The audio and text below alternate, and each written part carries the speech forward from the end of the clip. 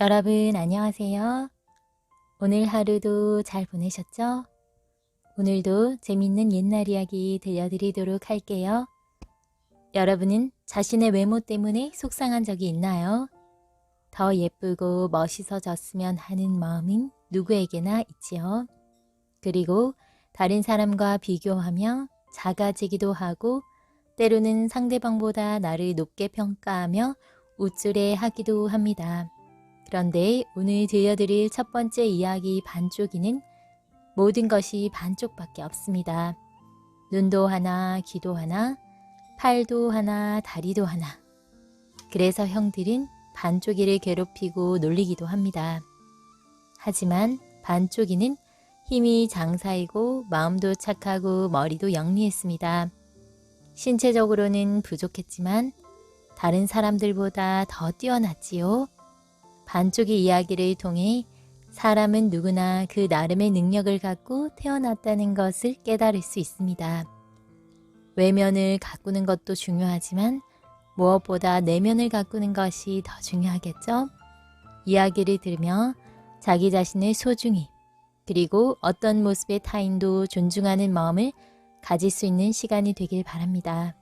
그럼 이야기 들려드릴게요. 반쪽이. 옛날 어느 마을에 아들 형제를 둔 내외가 살고 있었어요. 마지는 얼굴도 잘생기고 성질도 온순하여 부모의 말씀을 잘 따랐지요. 그런데 둘째는 태어날 때부터 괴상한 모습이었어요. 다리만 둘일 뿐 팔, 눈, 귀가 모두 하나씩이었어요. 그래서 마을 사람들은 둘째를 반쪽이라고 불렀어요. 그러나 반쪽이는 아무 탈 없이 무럭무럭 잘도 자랐지요. 그러나 아버지는 반쪽이를 볼 때마다 이런 자식을 두게 된 것을 창피하게 생각하였어요. 그러나 어머니는 그렇지 않았어요. 비록 괴상한 모습이었지만 아무 탈 없이 무럭무럭 잘 자라는 것이 고마웠어요. 그래서 맛있는 음식이 생기면 큰아들 몰래 반쪽이에게 먹이곤 했지요. 그래서 그런지 반쪽이는 몸도 제 또래들보다 클 뿐 아니라 힘도 엄청나게 세졌어요. 소년이 될 무렵에는 이미 동네에서 힘으로 반쪽이를 당할 사람이 아무도 없었어요. 그렇게 되자 형은 반쪽이를 못마땅하게 생각하고 미워했어요. 엄마, 저 애 때문에 창피해서 못 살겠어 하고 투덜댔어요. 그러던 어느 날이었어요. 반쪽이가 토끼를 잡으려고 마을 뒷산에 올라갔어요.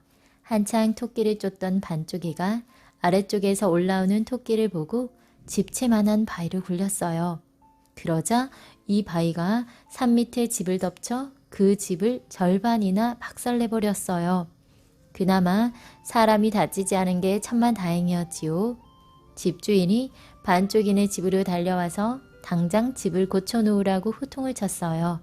그 광경을 보고 있던 반쪽이의 형은 화가 치밀어 올라 뒷동산으로 달려가서 반쪽이의 멱살을 잡고 소리쳤어요. 야, 이 녀석아, 너 때문에 집안이 망하게 되었어. 왜 이렇게 사고만 치는 거야? 형은 반쪽이를 고목에다 밧줄로 꽁꽁 묶어 놓았어요.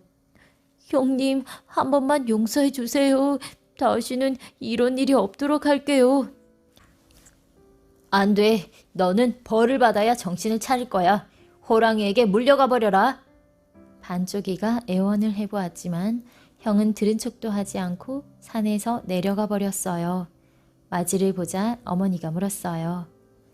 얘야, 반쪽이를 어떻게 하고 왔니? 너무 야단치지 말아라. 어머니, 이젠 제발 반쪽이 역성 좀 그만두세요. 그러니까 그 애가 자꾸 엉뚱한 짓만 저지르고 다니잖아요. 그래, 반쪽이는 지금 어디에 있니? 예, 조용히 꼼짝 않고 잘 있어요.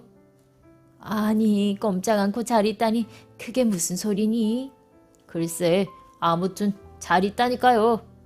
어머니가 아무리 물어보아도 형은 반쪽이가 있는 곳을 말하지 않았어요. 바로 그때였어요. 뒷곁에서 쿵 하는 큰 소리가 났어요. 반쪽이 형과 어머니가 소리가 나는 쪽으로 달려갔어요. 오, 그런데 이게 웬일이에요? 뒷곁에는 이제까지 없었던 큰 나무가 우뚝 서 있고 그 나무 밑에 반쪽이가 웃으며 서 있는 게 아니에요. 아이고, 반쪽아, 어디 갔다 왔느냐? 어머니는 너무나 반가워 소리쳤어요. 그러자 반쪽이는 싱글싱글 웃으며 대답했어요. 어머니, 이 나무가 여기에 있으면 여름의 더위를 피하기에 좋을 것 같아 뽑아왔어요. 뭐라고? 네가 이 나무를 뽑아왔다고? 참으로 놀라운 일이 아닐 수 없었어요. 반쪽이가 기운이 세다는 것은 이미 알고 있었지만 어떻게 이 큰 나무를 뿌리채 뽑아 이곳까지 옮겨올 수 있단 말이에요. 형은 기가 막혀 아무 말도 못하고 그 자리를 떠났어요. 반쪽이의 힘은 날이 갈수록 점점 더 세졌어요. 반쪽이는 정말 대단해. 외팔만으로도 보통 장정의 서너 배 일을 해내다니. 만일 몸이 성했으면 정말 대단했을 거야. 그럼 못해. 반쪽 가지고야 어찌 사람 구실을 다 할 수 있나. 마을 사람들의 수근거림을 아는지 모르는지 반쪽이는 청년이 되고 어느덧 장가갈 나이가 되었어요. 하루는 반쪽이가 어머니에게 조용히 말했어요. 어머니, 이제 저도 장가를 가야 하지 않겠어요? 그러니 색시를 하나 구해주세요. 그러자 어머니는 한숨을 길게 내쉬었어요. 그래, 너도 장가갈 나이는 되었다만 너한테 시집 오려는 색시가 있어야지. 어머니, 걱정하지 마세요. 색시가 오지 않으면 제가 직접 데려오지요. 아니, 네가 또 무슨 분란을 일으키려고 그러니? 어머니, 걱정 안 하셔도 돼요. 이제 저도 철부지가 아니잖아요. 그럼 네가 점찍어둔 사람이라도 있단 말이냐? 예, 건넌마을 오복이 누이 동생이 신부감으로 좋을 것 같아요. 뭐, 최부자네 고명딸, 어림도 없다. 그 집은 부자에다 권세까지 당당한데 뭐가 부족해 너 같은 사람을 사이로 삼겠니? 큰일 날 일은 아예 하지 말아라. 어머니는 고개를 절레절레 저었어요. 그러나 반쪽이는 자신만만하게 말했어요. 염려 마시고 어머니는 혼인 준비나 해두세요. 다음 날부터 반쪽이는 마을을 돌아다니며 자기가 최부자네 고명딸에게 장가를 든다는 소문을 퍼뜨렸어요.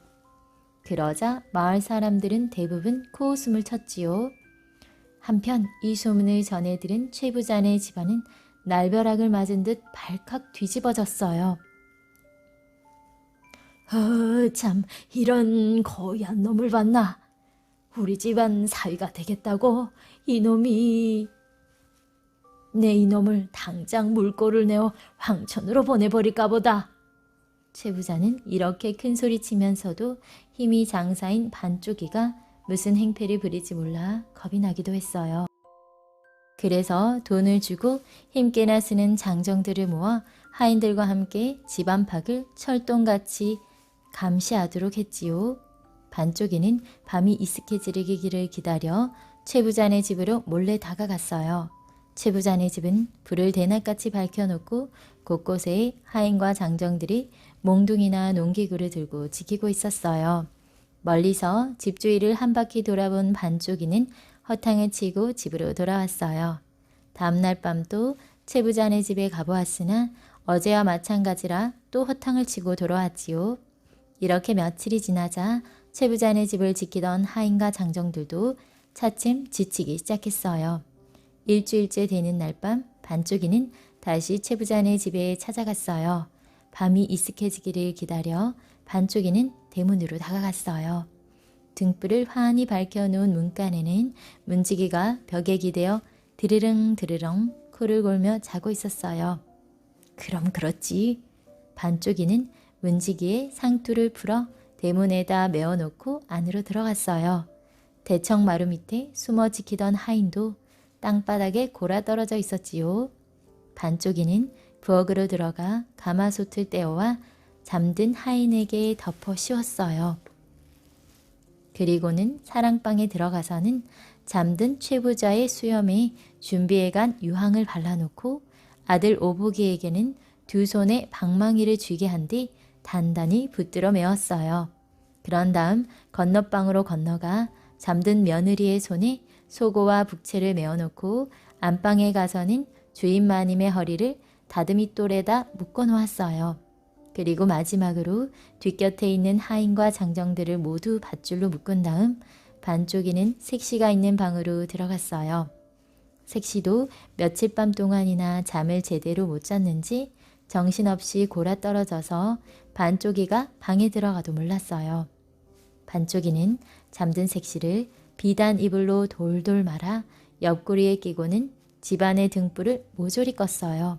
그런 다음 대문을 향해 걸어가며 고함을 쳤어요.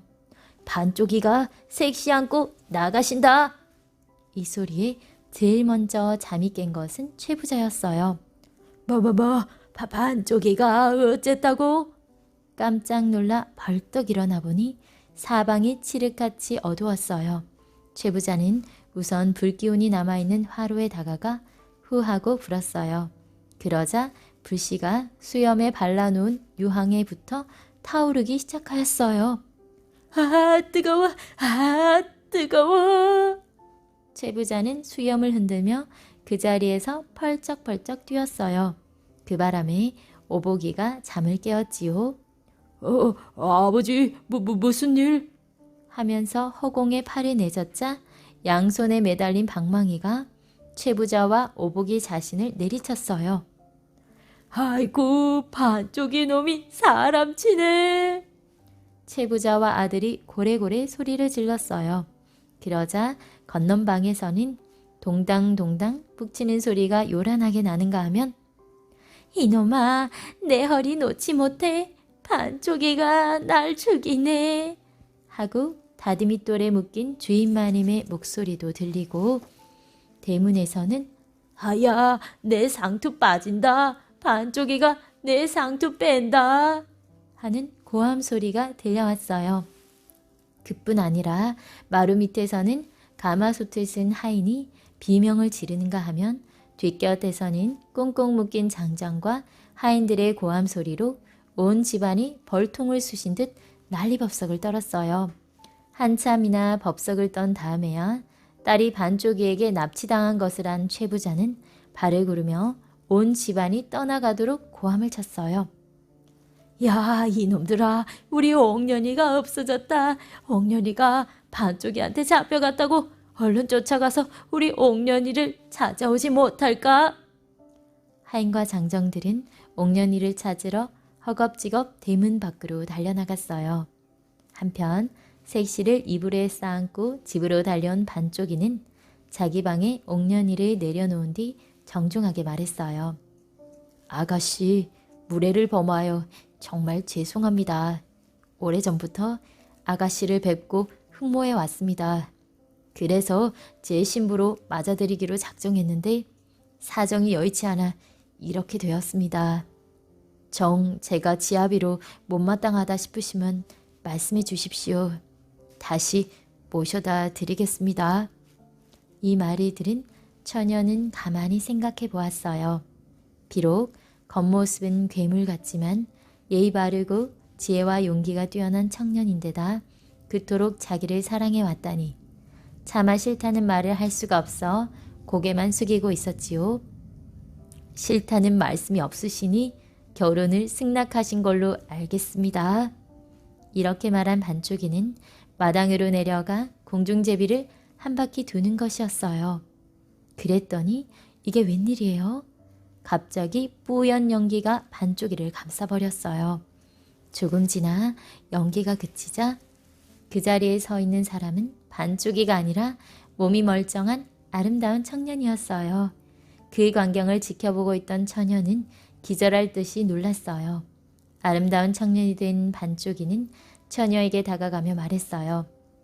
아가씨, 저는 본디 용왕의 아들로 아버지의 노여움을 받아 반쪽이로 이 세상에 태어났습니다. 그런데 마음에 둔 아름다운 아가씨한테서 결혼 승낙을 받으면 본디 모습으로 되돌리기로 되어 있습니다. 아가씨의 은혜는 두고두고 잊지 않겠습니다. 아가씨의 기쁨도 말할 수 없이 컸어요. 이때 처녀를 찾으러 최부자네 하인들이 반쪽이네 집에 들이닥쳤어요. 그리고는 옥년이와 같이 있는 아름다운 청년이 된 반쪽이를 보고는 어안이 벙벙했어요. 이 소식을 듣고 최부자도 달려왔지요. 잘생기고 슬기와 용맹이 뛰어난 청년을 사위로 맡게 된 최부자의 기쁨은 말할 수가 없었어요. 그래서 반쪽이네와 최부자의 집안에서는 정식으로 혼인 절차를 밟아 성대하게 잔치를 벌였지요. 그날은 온 마을의 잔칫날이었어요. 그리하여 반쪽이와 옥년이는 오래도록 행복하게 잘 살았답니다.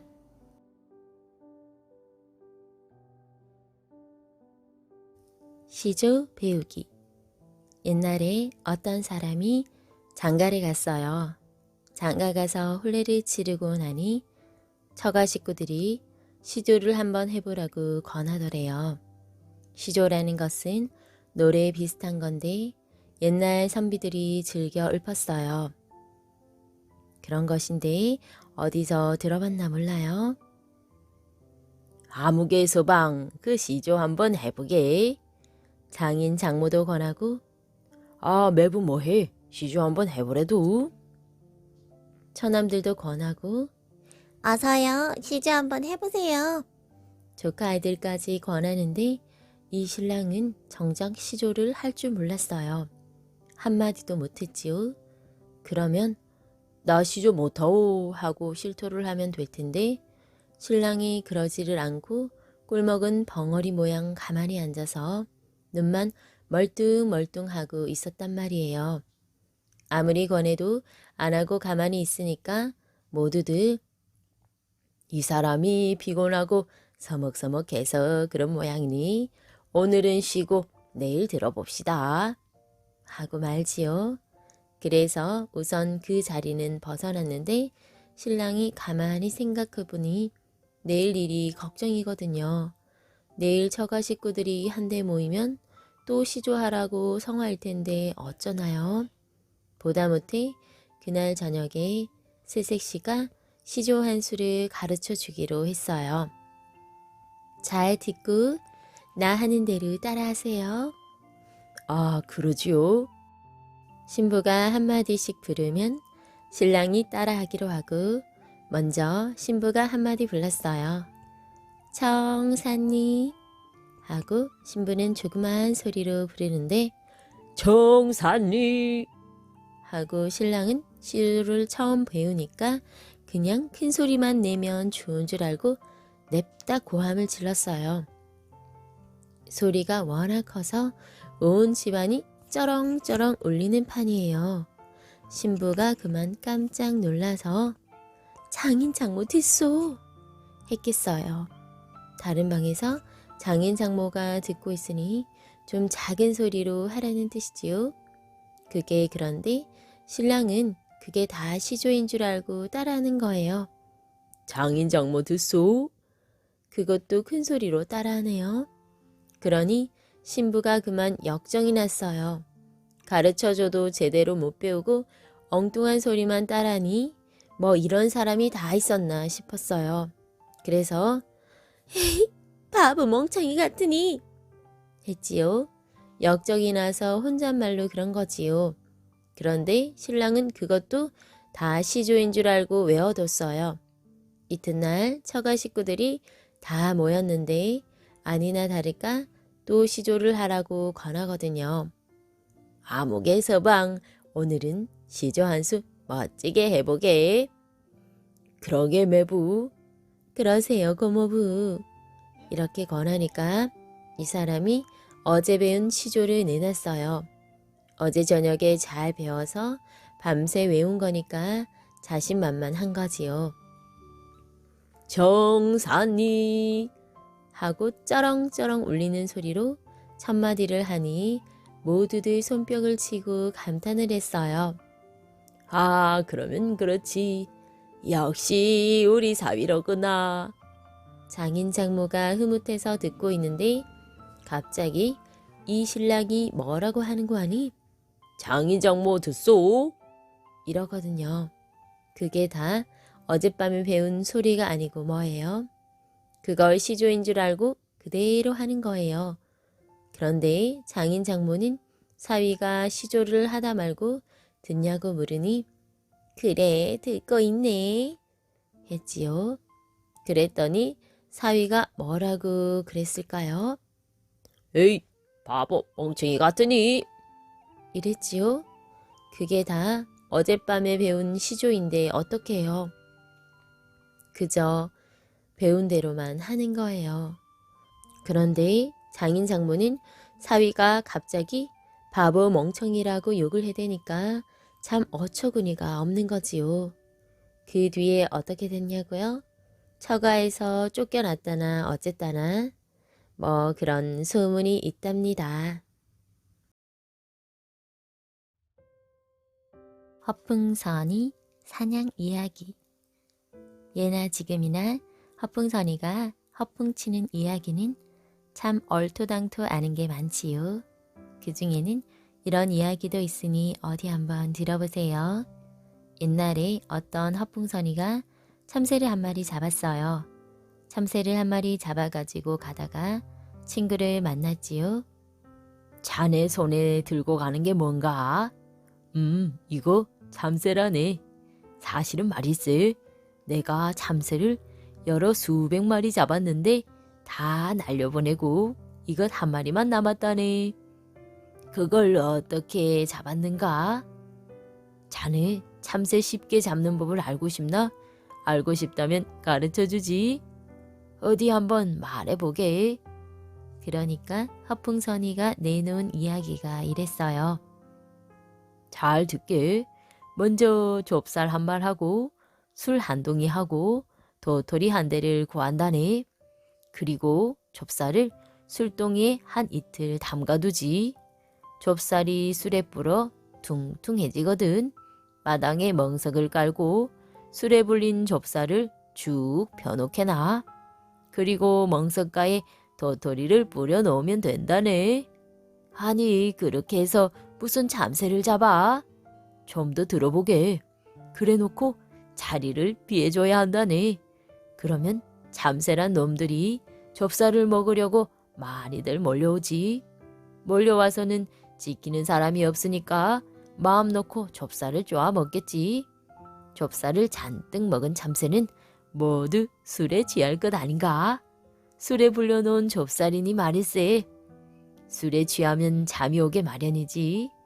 마침 멍석가에 도토리가 굴러다니고 있으니 참새들이 옳다구나 하고 모두 그걸 베고 누워서 잠을 잔다네.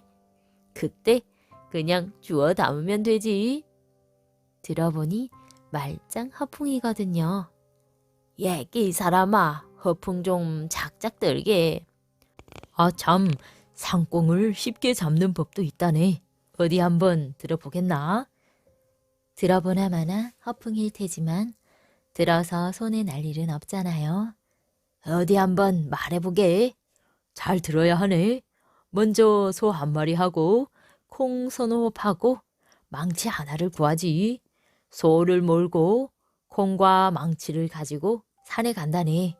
꿩이 많이 다닐 법한 곳에 가서 소를 메어놓고 소 잔등에 콩을 올려놓지. 그리고 쇠꼬리에 망치를 붙들어 메어두면 된다네. 아니 그렇게 해서 무슨 꿩을 잡아? 좀 더 들어보게. 그래 놓고 자리를 피해줘야 한다네. 그러면 꿩이란 놈들이 날아다니다가 소 잔등에 올려놓은 콩을 먹으려고 많이들 몰려오지. 몰려와서는 소 잔등에 앉아서 콩을 쪼아 먹지 않겠나? 소는 꿩이 잔등을 콕콕 쪼니까 가렵고 따가울 것 아닌가? 그러면 꼬리를 회회 내저어서 꿩을 쫓겠지. 쇠꼬리에 망치가 달려있으니 꿩들이 모조리 망치로 얻어맞고 기절을 한다네. 그러면 나중에 가서 그냥 주워 담으면 되지. 들어보니 이것도 말짱 허풍이에요. 아까보다 더했으면 더했지 덜한 허풍은 아니었거든요. 얘기 이 사람아, 허풍 좀 작작 떨게. 그걸 말이라고 하나? 아, 참 호랑이를 쉽게 잡는 법도 있다네. 어디 한번 들어보겠나? 이번에는 호랑이라고 들어보나 마나 허풍일 테지만 들어서 손에 날 일은 없잖아요. 어디 한번 말해보게. 이건 아무한테나 말해주는 게 아니니 정신 차리고 잘 듣게나. 먼저 강아지 한 마리를 구해서 이놈을 석 달 열을 키우되 찹쌀만 먹여서 키운다네. 그러면 석 달 열흘 뒤에는 강아지가 살이 토실토실 오르고 윤기가 자르르 흐르는 게 참 탐스럽게 되지. 그러면 이 강아지 온몸에 참기름을 바른다네. 강아지 목에 긴 줄을 매고 그 줄에도 참기름을 바르지. 그렇게 해서 강아지를 산에 데리고 가되 호랑이가 자주 나타나는 깊은 산속에 데리고 가네. 가서 강아지를 메어놓기만 하면 되네.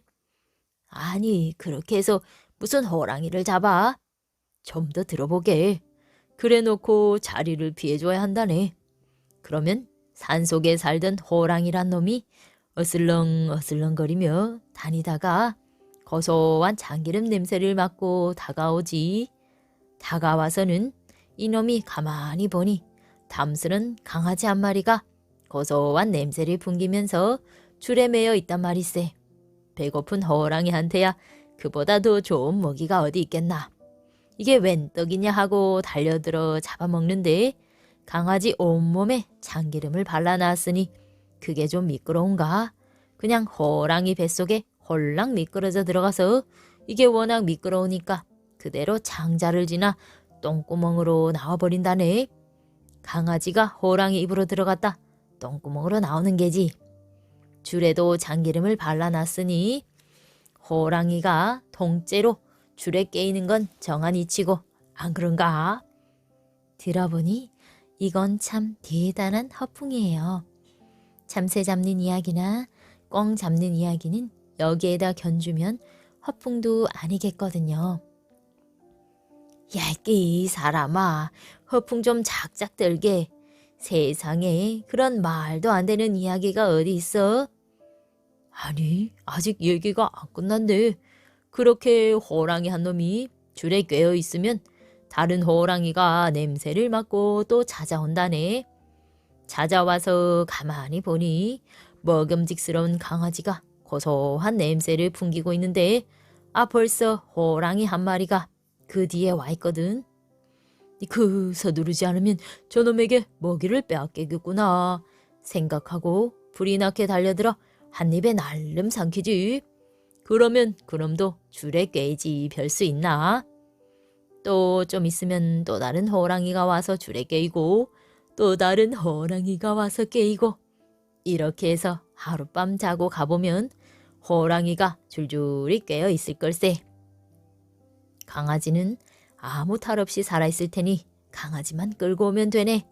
호랑이야 저절로 따라오게 돼 있단 말이지.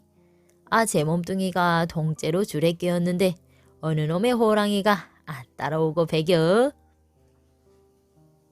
하하, 이런 헛풍선이 이야기도 있어요. 설마 하니 이 이야기를 고지곳대로 믿는 사람은 없겠지요. 두 게으름뱅이. 옛날에 게으름뱅이가 살았어요. 게으름뱅이라도 보통 게으름뱅이가 아니라 제 스스로 나라에서 읍등 간다고 믿는 게으름뱅이에요. 이 세상 어느 놈이 게으르다 해도 나만큼 게으른 놈은 없을걸. 그게 무슨 자랑거리라도 되는지는 모르겠는데 어찌됐든 늘 그렇게 큰 소리를 치고 살았더래요. 그런데 그 사람이 참말이지 게으르긴 게을렀단가 봐요. 얼마나 게을러 터졌던지 저는 손가락 하나 까딱하는 법이 없어요. 밥도 아내가 안 떠먹여주면 제 손으로 떠먹는 법이 없고 옷도 아내가 갈아입혀주지 않으면 열흘이고 20날이고 그냥 그 옷으로 버티는 거예요. 그렇게 살다가 하루는 이 게으름뱅이가 먼 길을 가게 되었어요. 그래서 아내가 주먹밥을 만들어 옷구름에다 매달아줬지요. 워낙 게으른 사람이라 그냥 도시락을 싸주면 귀찮아서 안 꺼내 먹을까봐 그런 거예요. 옷구름에다 달아놓으면 그게 가슴 앞에서 덜렁거리니 떼어먹기 좋잖아요. 여기 옷구름에 주먹밥 매달아놨으니 배고프거든 떼어 드세요. 귀찮다고 안 먹으면 굶어 죽을지 모르니 꼭 떼어 드셔야 돼요. 아내가 신신당부를 하고 게으름뱅이를 떠나보냈어요. 게으름뱅이는 주먹밥을 옷구름에 매달아 가지고 길을 떠났지요. 한나절을 가다 보니 배가 슬슬 고파오거든요. 그래도 이 게으름뱅이는 손을 놀리기 싫어서 그냥 참고 갔어요. 주먹밥을 떼어 먹자면 손을 들어올려 밥을 떼내야 할 텐데 그게 귀찮았던 거지요. 그렇게 하루 종일 가다 보니 저녁 때가 다 되었어요. 이제는 정말 배가 고파 견딜 수가 없겠거든요. 뱃속에서 쪼르륵 쪼르륵 소리가 나는 판인데 그래도 주먹밥에는 손을 안 대었지요. 손을 움직이기 싫어서 그러는 거지요. 그냥 흐느적 흐느적 가는 거예요. 그런데 저 멀리서 갓쓴 사람이 하나 오더래요. 가만히 보니 갓쓴 사람이 입을 딱 벌리고 걸어오는 거예요. 어라, 저 사람이 배가 고파서 이 주먹밥 좀 얻어먹으려고 저렇게 입을 딱 벌리고 오나 보다. 가까이 오면 저 한 입 떼어 먹고 나 한 입 떼어 먹어 달라고 해야지. 이렇게 생각하고 갓쓴 사람이 가까이 오기를 기다려 부탁을 했어요. 여보시오, 여기 주먹밥이 있으니 당신 한 입 떼어 드시고 나 한 입 떼어 먹여주시오. 아침부터 쫄쫄 굶었더니 배가 고파 못 살겠소.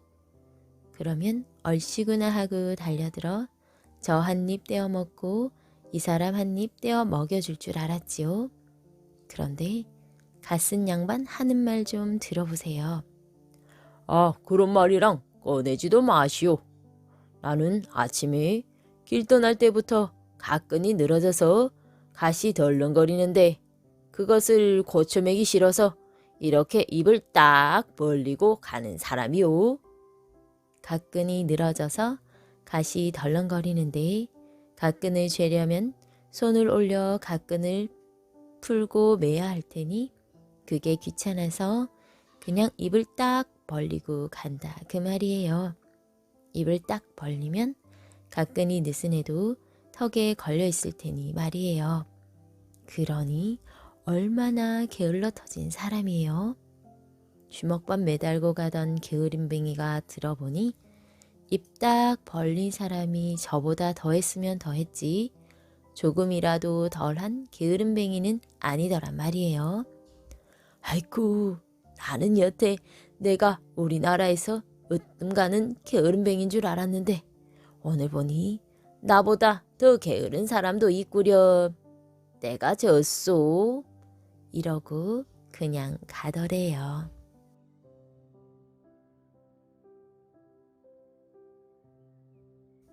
꽤 많은 아버지. 옛날에 한 사람이 살았는데 아들을 하나 뒀어요. 늙음하게 아내를 여의고 그저 아들 하나만 바라보고 사는데 이놈의 아들이 영 시원찮아요.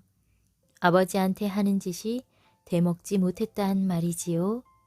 아버지가 젊었을 때는 기운도 세고 돈도 잘 벌어다 주니까 아들도 구분구분 잘 따랐지요. 그러다가 아버지가 늙어서 기운도 없고 일도 못하게 되니까 이 아들이 그만 구박을 하는 거예요. 장가를 보내서 며느리를 봤는데 이 며느리도 시원찮아요. 아들하고 다를 게 하나도 없어요. 일도 못하는 주제에 밥만 축낸다고 시도 때도 없이 영감을 구박했지요. 아들 하나한테 구박받고 사는 것도 서러운데 이제는 며느리까지 한몫 거들어 구박을 해대니 이거 원 서러워서 살 수가 있나요? 이러고 사는데 하루는 건넌마을 친구네에서 환갑잔치를 한다고 기별이 왔어요. 가기는 가야 할 텐데 갈 수가 없었어요. 옷이 있어야 가지요. 그 잘난 아들 며느리가 옷이나 변변히 마련해 줬겠어요.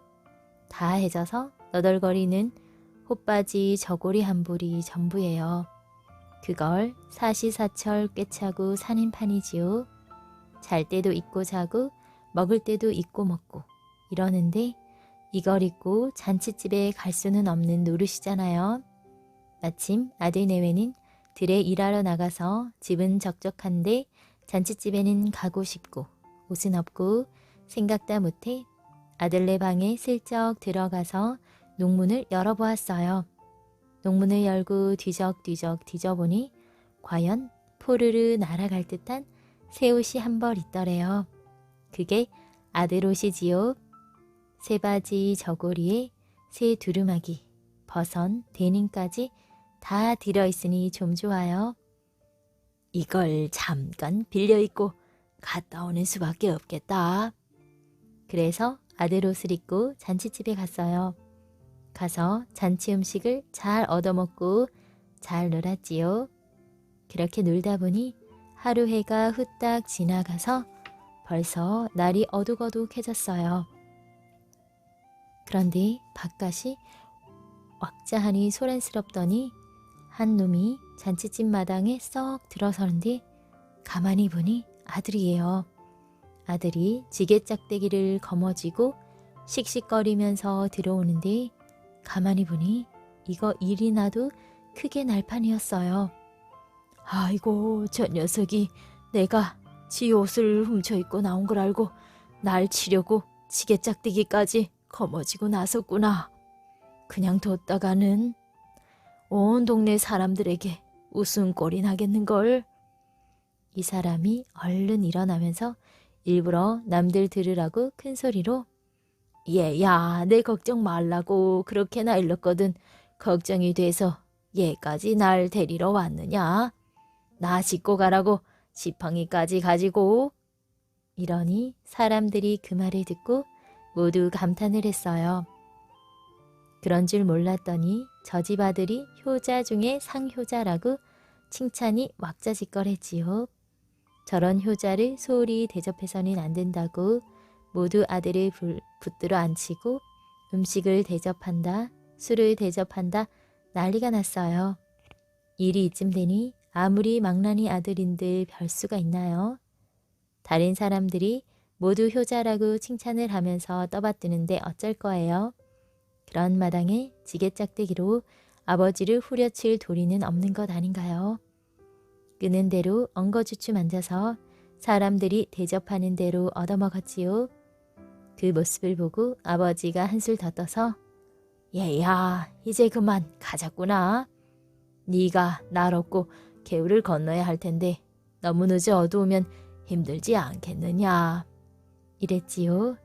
아들은 울며 겨자 먹기로 따라 나서야지 별 수 있겠어요. 지게짝대기로 아버지 후려치려 왔건 말건 남들한테 효자라고 칭찬 듣고 대접까지 잘 받은 마당에 효자 흉내라도 내야 할 것 아니에요. 이 사람이 그날 아주 호강을 했어요. 개울을 건널 때는 아들 등에 떡하니 엎이기까지 해서 집에까지 잘 왔어요. 집에 돌아와서 그 다음 날부터 동네방네 다니면서 자랑을 늘어놓았지요. 잔칫집에서는 불어 그랬지만은 이제는 자랑할 게 생겼지요. 아, 우리 아들 녀석은 나한테 너무 잘해줘서 달이야. 어디를 가면 꼭꼭 데리러 오지를 않나. 지팡이까지 챙겨가지고 말일세. 데리고 가다가 개울을 만나면 어버 건네주지를 않나. 이렇게 자랑을 하고 다니니까 동네 사람들이 더 감탄을 하고 칭찬을 하겠지요. 그래서 아들은 그 뒤로 사람이 영 달라졌어요.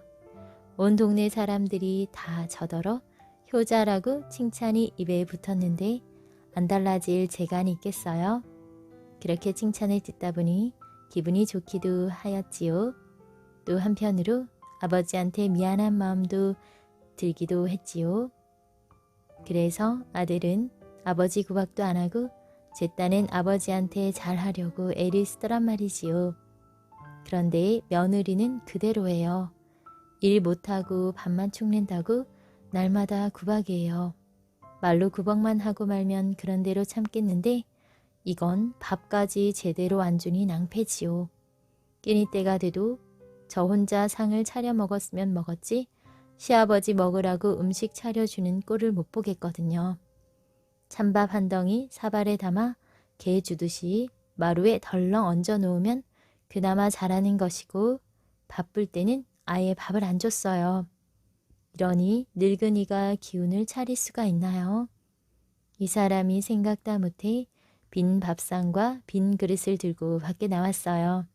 밖에 나와서 사람들이 많이 지나다니는 길가에 상을 펴놓고 빈 그릇을 주르르 늘어놓고서는 우물우물 먹는 신용을 하고 앉았어요. 그러다가 누가 지나가면 한바탕 너스레를 떨었어요. 여보게, 자네가 조금만 더 일찍 왔으면 좋았을 텐데. 글쎄, 우리 며느리가 나 심심하다고 맛있는 과일을 한 상 차려가지고 왔지 뭔가. 혼자서 먹다 보니 이제 막 다 먹었네 그려. 이렇게 능청을 떠니 동네 사람들이 다 놀랐지요. 아이고, 그거 참 효성스러운 며느리로군. 이게 소문이 나서 온 동네에 퍼졌어요. 그러니 며느리 귀에까지 들어갈 것 아닌가요?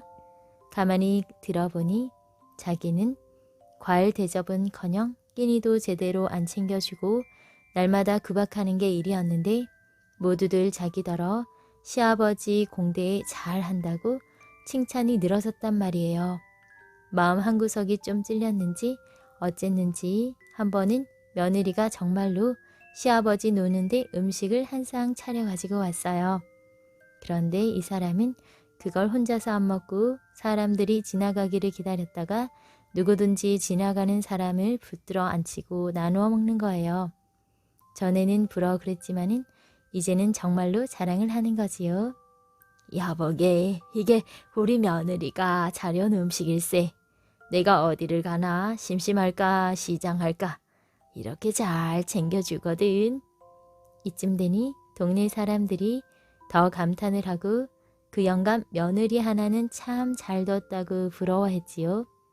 그리고 만나는 사람마다 며느리한테 어쩌면 그렇게 효성스러우냐고 칭찬하고 떠받들어 준단 말이에요.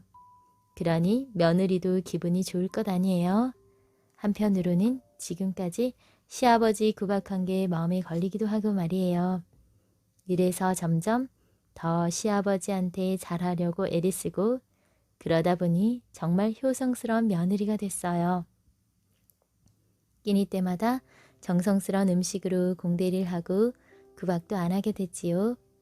이렇게 해서 그 영감은 아들 내외를 효자효부 만들어 가지고 잘 살았어요.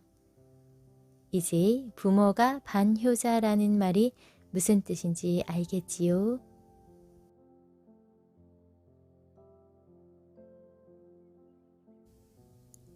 박박 바가지. 옛날에 뭐든 부득부득 우기기 좋아하는 할아버지와 뭐든 꼬치꼬치 따지기 좋아하는 할머니가 살았어요. 할아버지가 어떤 일을 맞아 맞아 하고 우기면 할머니는 왜요? 어째서요? 하고 따지는 거예요. 두 사람은 작은 일도 그냥 넘어가는 법이 없었지요. 뭘 그렇게 꼬치꼬치 따져? 내 말이 맞다니까. 왜요? 어째서요? 무엇 때문에요? 맞아, 맞다니까.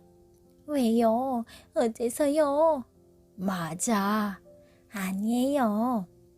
이렇게 하루 종일 할아버지는 부득부득 우기고 할머니는 꼬치꼬치 따졌지요.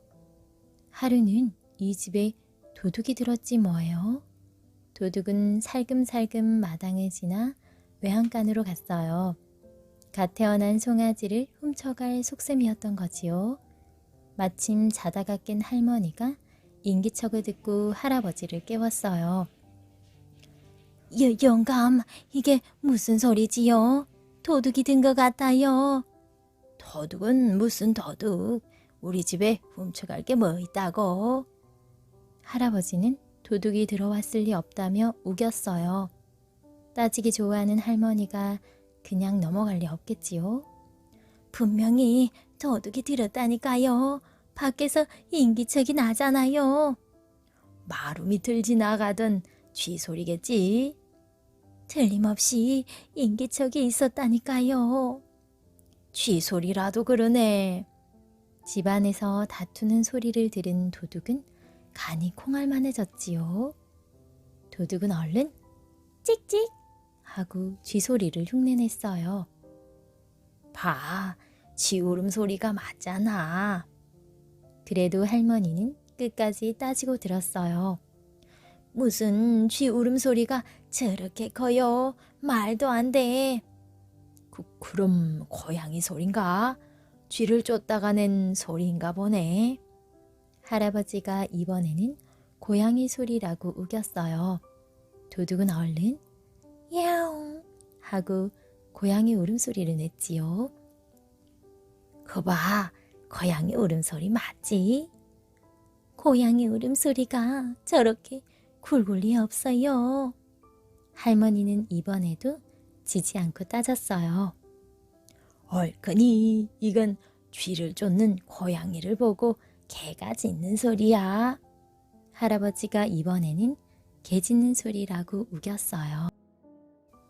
도둑은 할머니가 당장 문을 열고 나올까봐 겁이 나서 멍멍 하고 개 짖는 소리를 냈지요. 내 말이 맞지? 개 짖는 소리라고. 아니에요. 개 짖는 소리가 저럴 리 없어요.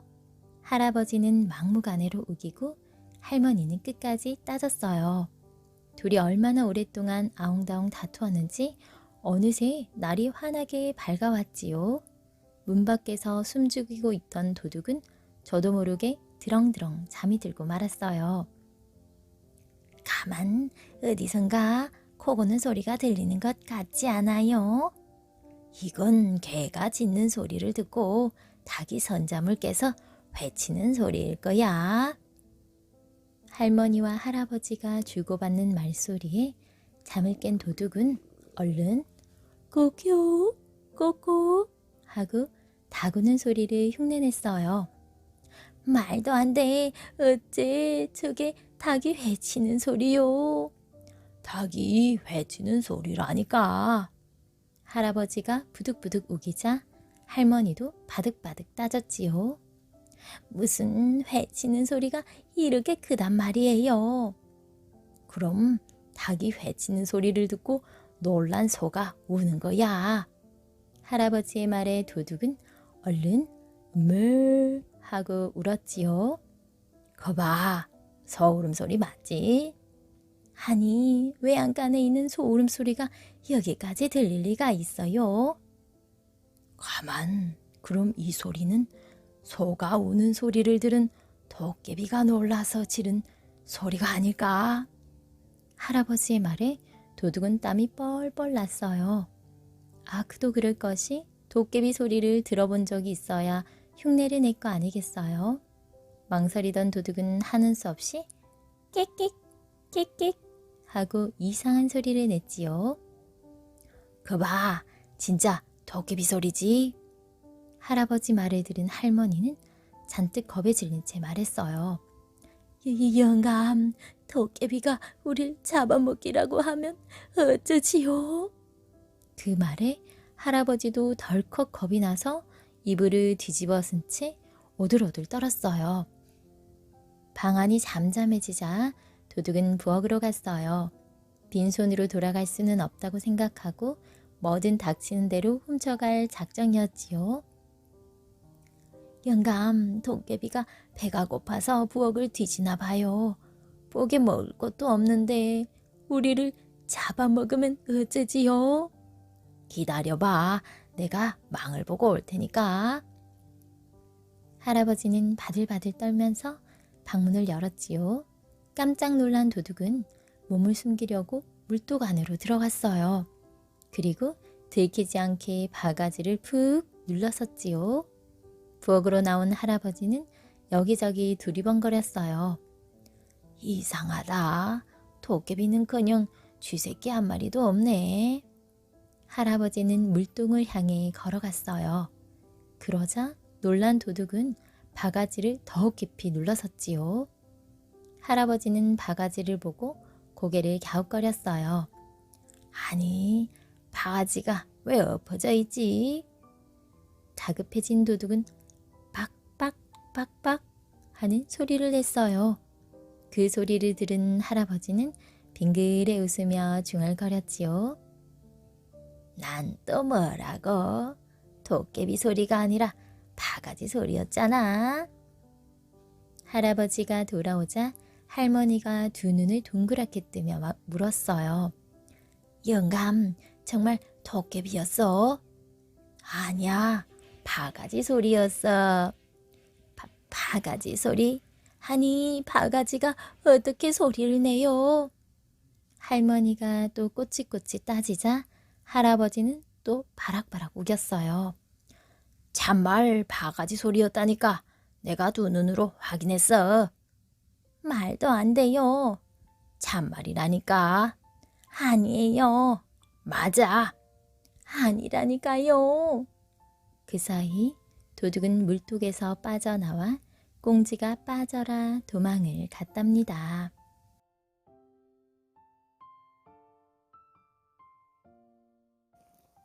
참외에 속은 양반. 옛날 서울에 아주 세도가 당당한 양반이 있었어요. 그 양반은 제 마음대로 벼슬자리를 줄 수 있는 힘을 가지고 있었지요. 그래서 양반네 집에는 벼슬자리를 구하러 오는 사람이 하루에도 수십 명이 나왔어요. 물론 벼슬자리를 거저준 것은 아니지요. 양반은 값진 물건이나 많은 돈을 받아먹었답니다. 하지만 날마다 대문턱이 닳도록 사람들이 들고 나니까 배부른 양반은 차츰 시끄러워졌지요. 어떻게 하면 이 시끄러움을 좀 덜 수 있을까? 이리저리 궁리를 하던 양반은 마침내 좋은 수를 하나 생각해냈어요.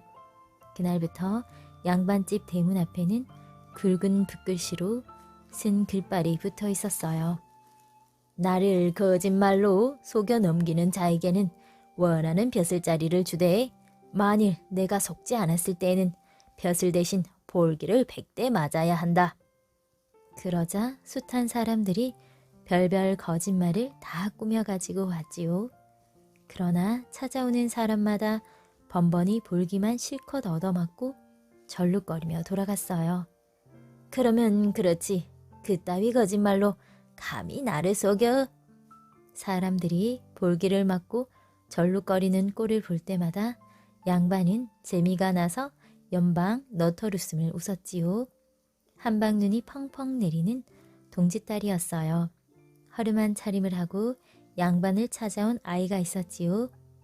그래, 너는 무엇하러 나를 만나러 왔느냐? 양반은 아래 위를 훑어보며 물었어요. 네, 소인은 거짓말로 대감님을 속여보려고 왔습니다. 아이는 서슴없이 대답했지요. 이 말을 들은 양반은 어이가 없다는 듯 콧방귀를 끼면서 거만하게 말했어요. 아직 이마에 피도 안 마른 놈이 양반인 나를 속여보겠다고? 그래, 너는 볼기 맞는 것이 무섭지 않느냐? 숱한 사람들이 와서 볼기만 맞고 돌아갔느니라. 그러나 아이는 야무지게 말했어요. 글쎄, 길고 짧은 것은 대봐야 알 게 아닙니까? 이 말에 양반은 흥미를 느꼈는지 아이를 자리에 앉혔어요. 아이는 단정하게 앉아서 이야기를 시작했지요. 저는 그저께 동무 생일 잔치에 갔는데 그 집은 어찌나 부자인지 모릅니다. 잔치상에는 별의별 음식이 다 올라왔지요. 정말 돈을 가지고도 구할 수 없는 진귀한 음식들이었어요. 양반은 긴 담뱃대를 뻑뻑 빨면서 점잖게 앉아 들었어요. 그런데 잔치상에는 종만한 참외가 다 있었지요. 아이의 말이 채 끝나기도 전에 양반은 버럭 소리를 질렀어요. 예끼 이놈, 거짓말에도 분수가 있지. 그렇게 큰 자매가 어디 있다더냐? 네네, 이거 죄송합니다. 사실은 저 마당에 있는 장독만 했지요. 아이는 머리를 꾸벅 숙이며 말했어요. 예, 이놈아. 세상 아무 데를 찾아다녀도 그런 자매는 없다. 사실은 항아리만이나 했던가 봐요. 얘야, 그만둬라. 니놈의 거짓말 솜씨도 알만하구나. 양반은 더 들어볼 것도 없다는 듯이 획 돌아앉았어요. 그래도 아이는 수그러지는 기색이 전혀 없이 말을 이어갔지요. 대감님, 사실은 저 물동이만 했습니다. 요 맹추 같은 놈아. 그런 시도 안 된 거짓말을 내가 믿을성 싶으냐? 양반은 긴 대통으로 노째떨이를 땅땅 두드렸어요. 아이는 머리를 슬슬 긁으며 또 말을 했지요. 자꾸 허튼 소리만 여쭈어서 죄송합니다. 아이들 밥그릇만 했습니다. 이 말을 들은 양반은 그제야 좀 목소리를 낮추며 말했지요. 글쎄 그만이나 했겠지. 네네, 꼭 아이들 밥그릇만 했습니다. 그만한 걸 먹었습니다. 글쎄 그만한 거야 먹었을 테지. 이 말을 들은 아이는 해죽 웃으며 양반을 말끔히 올려다보는 것이었어요. 양반은 볼장 다 봤다는 듯 자리를 털고 일어서며 말했지요. 어서 나가서 볼기나 맞고 가거라. 아니, 제가 왜 볼기를 맞아요? 니놈이 끝내 나를 속이지 못했으니 볼기를 맞아야 할 게 아니냐? 아이는 갑자기 깔깔깔 웃었어요. 대감님은 아직 속은 줄도 모르시는 모양이군요. 글쎄, 지금이 어느 때라고 참외를 먹겠어요? 이 말을 들은 양반은 그제야 어린아이에게 한 수 단단히 진 것을 깨달았어요. 그때 문 밖에서는 한방눈이 펑펑 내리고 있었지요. 참외 크기에만 정신이 팔린 양반은 지금이 동짓딸이라는 것도 미처 생각지 못하고 그만한 거야 먹었을 테지 하고 말해버린 것입니다. 양반은 수수떡처럼 얼굴이 시뻘개져서 퉁방울 같은 눈알을 굴리며 아이를 노려보았어요. 어린아이에게 속은 것이 무척 분했던 모양입니다. 그러나 이미 지고 말았으니 어쩔 수가 없었지요. 한참 동안 덤덤히 서 있기만 하던 양반은 아이에게 은근히 물었어요. 그래, 너는 무슨 벼슬을 하고 싶으냐? 아이는 자리에서 일어서며 의젓하게 말했어요. 저는 거짓말로 산 벼슬을 하고 싶지 않아요. 집에 가서 부모님을 도와 농사를 짓겠습니다.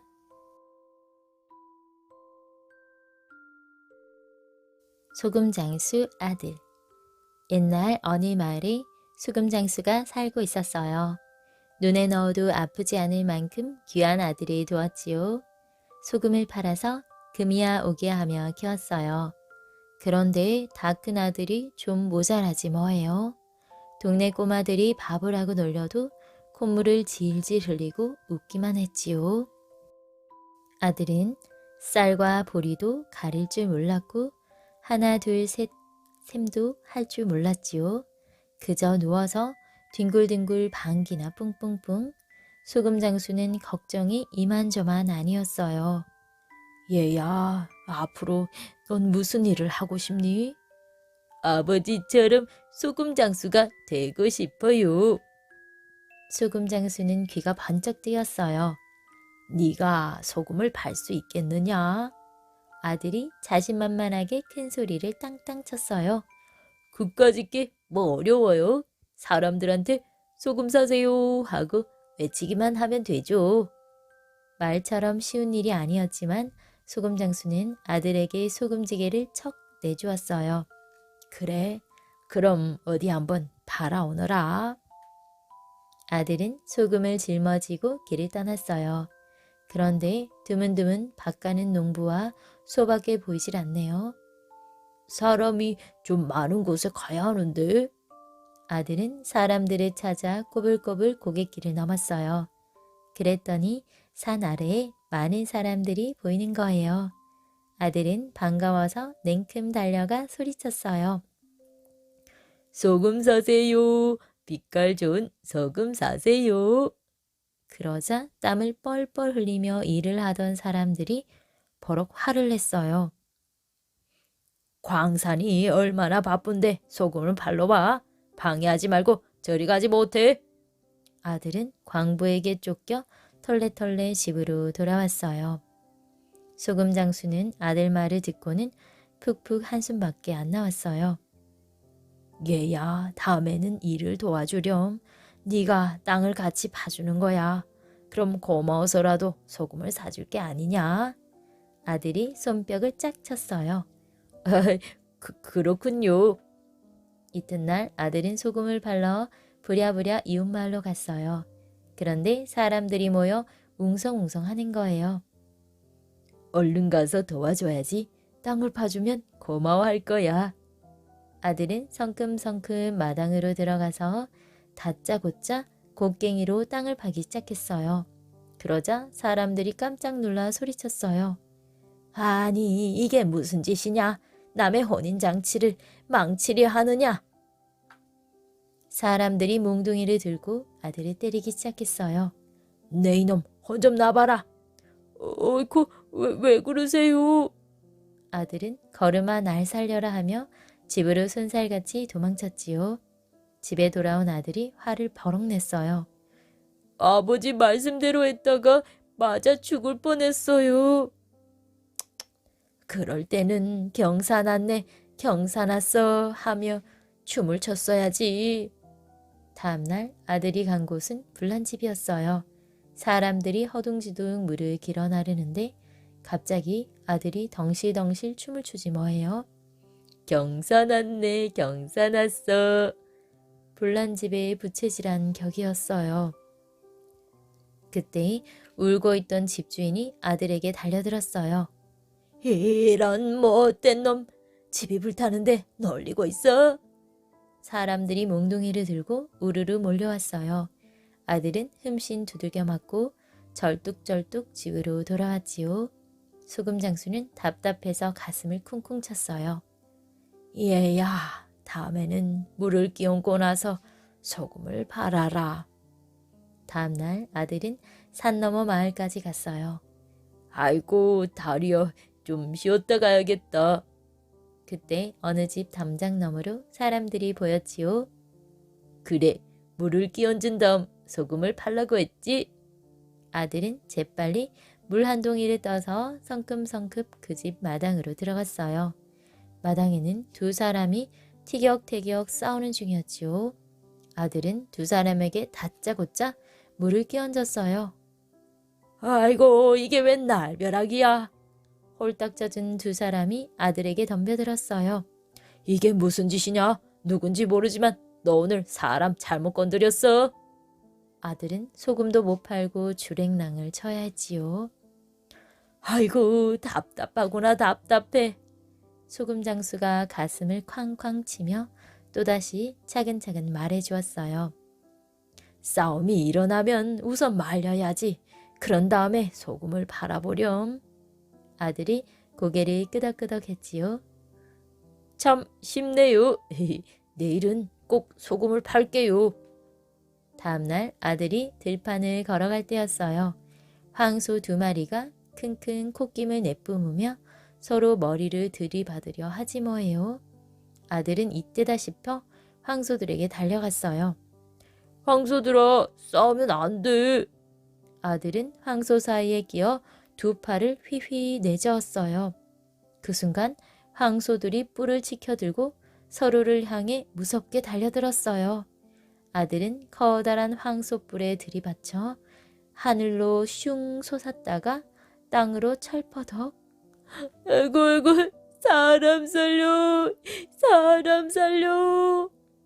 황소들이 씩씩거리며 계속 덤벼들었어요. 아들은 눈물 콧물 다 흘리며 도망치면서도 아버지 탓만 하지 뭐예요. 아버지 말씀은 만든 게 없어. 아들은 이런 일 저런 일 다 겪었으니 다음에는 소금을 잘 팔았겠지요.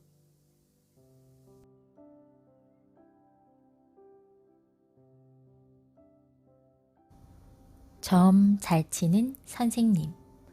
옛날 하나밖에 없는 귀한 외아들을 둔 한 정승이 살고 있었어요. 정승 집에서는 이 외아들의 공부를 위해서 글방 선생님을 한 분 모셔오기로 했지요. 모셔온 글방 선생님은 아는 것이 많고 마음씨는 좋았으나 얼굴은 아주 못생겼어요. 얼굴이 하도 못생겼어 정숙집 하인들이 우습게 보는 것도 무리는 아니었지요. 어쩌다 저렇게 생겼지? 하인들은 모이기만 하면 흉보기가 일쑤였어요. 밥상의 반찬도 변변치 않을 뿐만 아니라 심부름은 더군다나 잘하려고 들지 않았어요.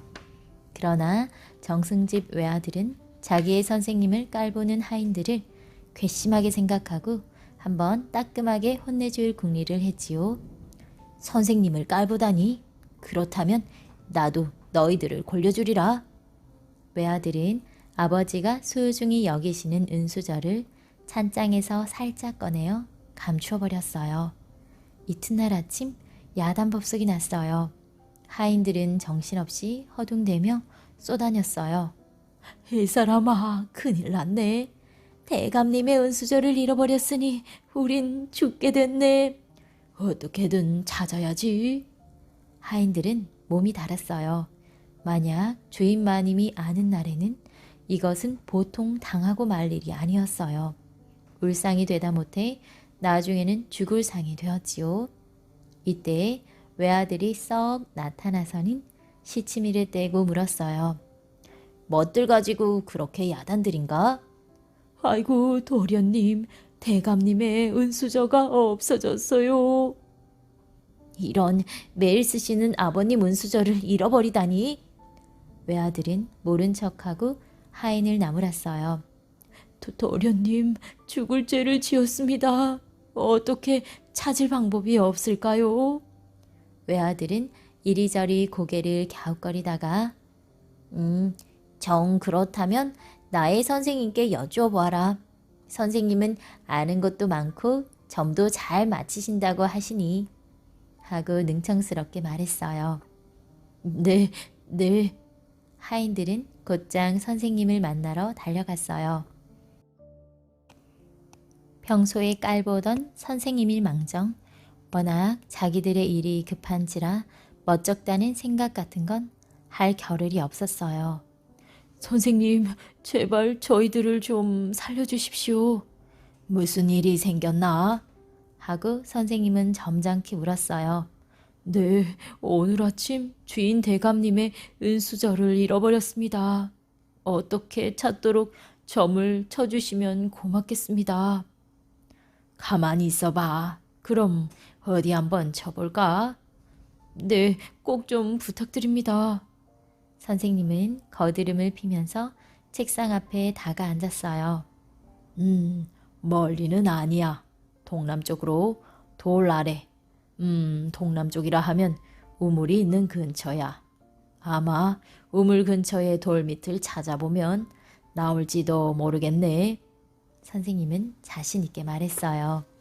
하인들은 이내 우물 근처의 돌밑을 쳐다보았어요. 과연 그곳에 은수저가 있었어요. 외아들이 미리 선생님과 짜고 한 일이기 때문에 틀릴 리가 없었지요. 그로부터 하인들은 선생님을 깔보는 일이 없었고 대접도 깎듯이 했어요. 어느 날 이웃나라 중국에서는 임금님의 옥새가 없어져 큰 변이 일어났어요. 그 옥새가 없으면 임금님은 임금 자리에서 물러나야만 하는 것입니다. 그래서 중국 안에 유명하다는 점쟁이는 모두 불러 점을 쳐보게 하였지만 끝내 옥새는 찾지 못했어요. 드디어 조선으로 사신을 보내기에 이르렀지요. 이 무렵 정승집에서는 잃어버린 은수저를 찾은 뒤로 선생님이 용하다는 소문이 쫙 퍼지고 드디어는 외아들의 아버지인 대신의 귀에까지 들어가게 되었습니다. 사신을 맞은 조정에서는 여러모로 의논을 해보았으나 별도리가 없는지라 매우 난처했어요.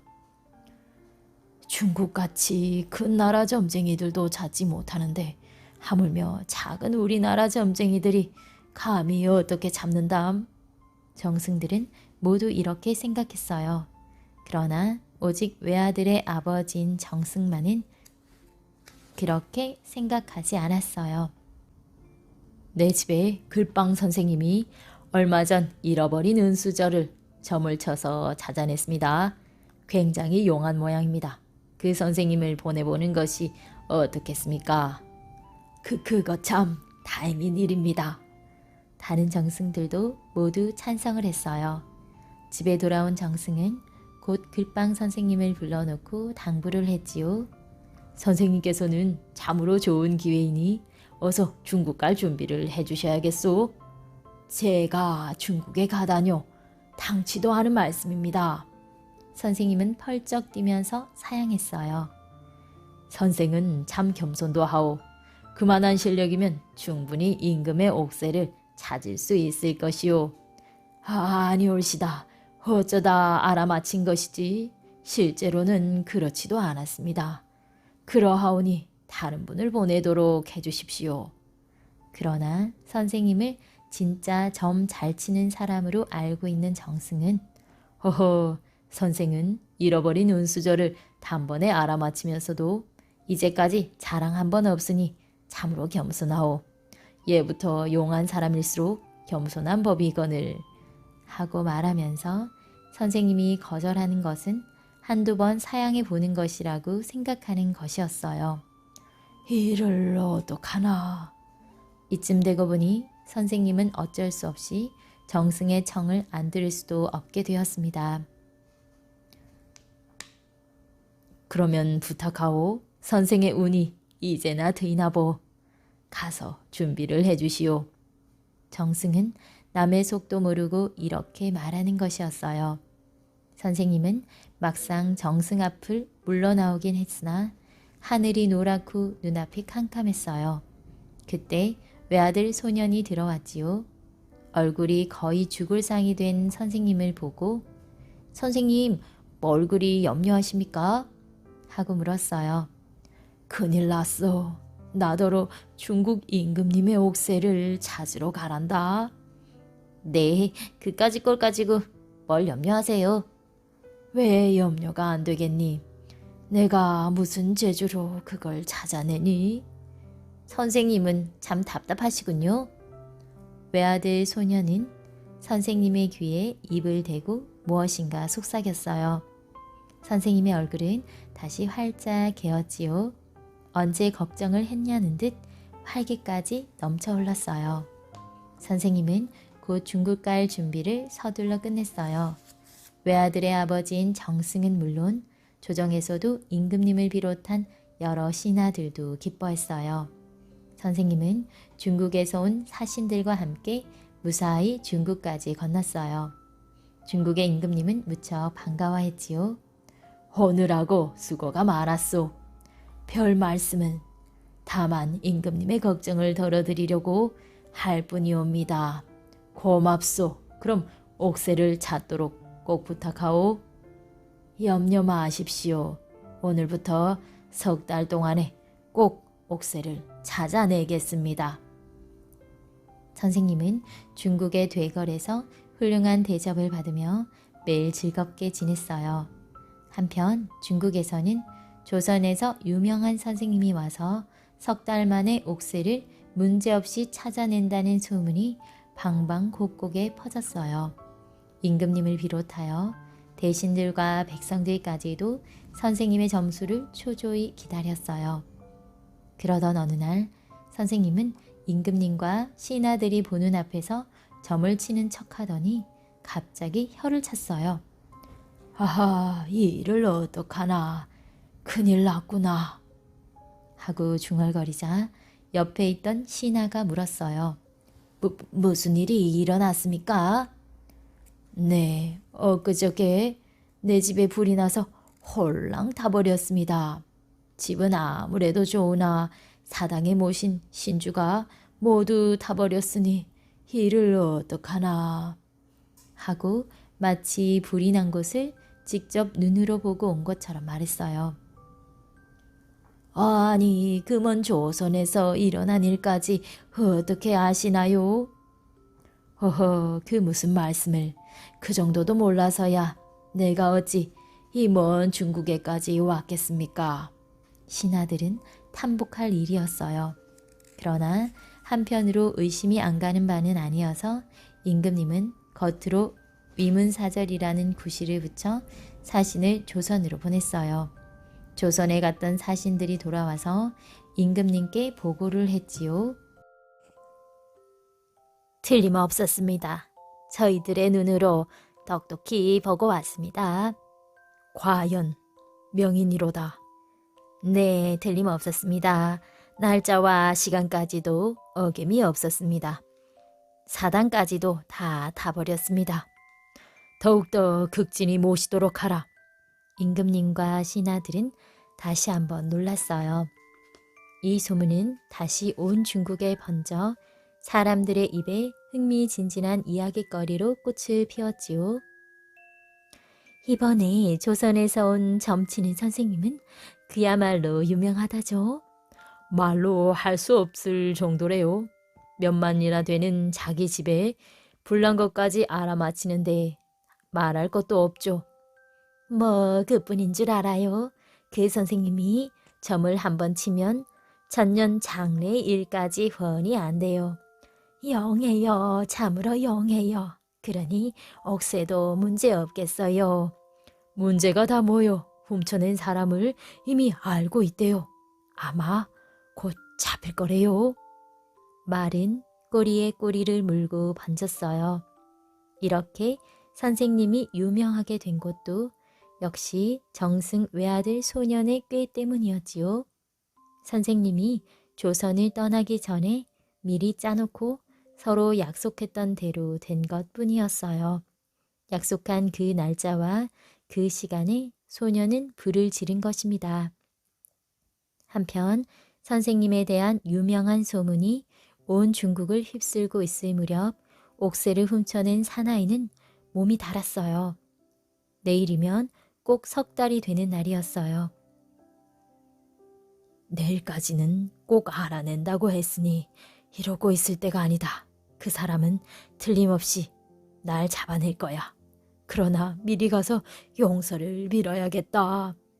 이렇게 생각한 범인은 밤중에 몰래 선생님의 방을 찾았어요. 선생님 혼자 있는 것을 알자 범인은 제 발로 걸어 들어와 무릎을 꿇고 빌었지요. 선생님, 제발 목숨만 살려주십시오. 선생님의 눈에는 빛이 났어요. 옳지, 계획대로 척척 들어맞는군.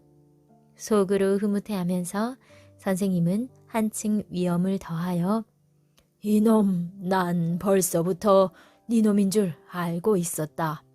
하루만 더 모양을 살펴보고 내일은 임금님 앞에서 네 이름을 말씀 올리려고 하던 참이다. 그러나 스스로 잘못을 뉘우치고 찾아왔으니 목숨만은 구해줄 테다. 하고 꾸짖으며 보아주는 척 했어요. 정말이십니까? 참으로 감사합니다. 옥새는 대궐 안에 연못 속에 있습니다. 네가 말 안 해도 이미 난 다 알고 있어. 이번만은 용서해 줄 테니 다시는 그런 나쁜 짓을 하지 않도록 해. 네, 다시는 안 하겠습니다. 선생님은 엄한 훈계를 하고는 돌려보냈어요. 다음날 아침 꼭 석 달째 되는 날입니다. 선생님은 임금님 앞으로 나아갔어요. 어떻게 되었소? 옥새를 찾았소? 염려 마십시오. 조금만 참으시면 직접 보실 수 있습니다. 그러나 한 가지 부탁이 있습니다. 한 가지 부탁이란? 절대 훔쳐낸 사람을 묻지 않기로 약속을 해주셔야 합니다. 그렇지 않으면 옥새를 찾을 수가 없습니다. 좋소. 옥새만 찾는다면 옥새는 대궐 안 연못 속에 있으니 찾도록 하십시오. 선생님의 말에 당장 연못의 물을 퍼내게 했어요. 수많은 일꾼을 들여 연못의 물을 퍼내었으므로 얼마 안가 연못은 곧 바닥이 나고 옥새가 나타났어요. 무사히 옥새를 되찾았습니다. 이리하여 선생님은 굉장히 많은 상금을 받고 그리운 고국으로 돌아오게 되었어요. 고국에 돌아온 선생님은 이름도 나고 부자가 되어 아무 부러울 것이 없었으나 한 가지 걱정은 어쩔 수가 없었어요. 너무 유명해졌기 때문에 걸핏하면 조정에서나 정승들이나 백성들이 찾아와서 점을 쳐달라고 할 것이 뻔하기 때문입니다. 선생님이 걱정을 하고 있으려니까 이번에도 정승의 외아들이 와서 훌륭한 지혜를 가르쳐 주었어요. 한 달쯤 병환이라고 들어앉아 계세요. 그리고 병 때문에 아주 정신이 나빠져서 이제 점 같은 것을 할 수 없게 되었다고 하세요. 과연 그럴듯한 생각이었어요. 선생님은 정승의 외아들이 일러준 대로 했지요. 그 후로 많은 사람들이 찾아왔으나 같은 방법으로 거절하였더니 다시는 찾아오는 사람이 없었어요. 선생님은 병 때문에 정신이 나가셨대. 소문은 다시 퍼져 선생님은 아무 걱정 없이 행복하게 살았습니다. 모두가 정승 외아들의 지혜 때문이었지요.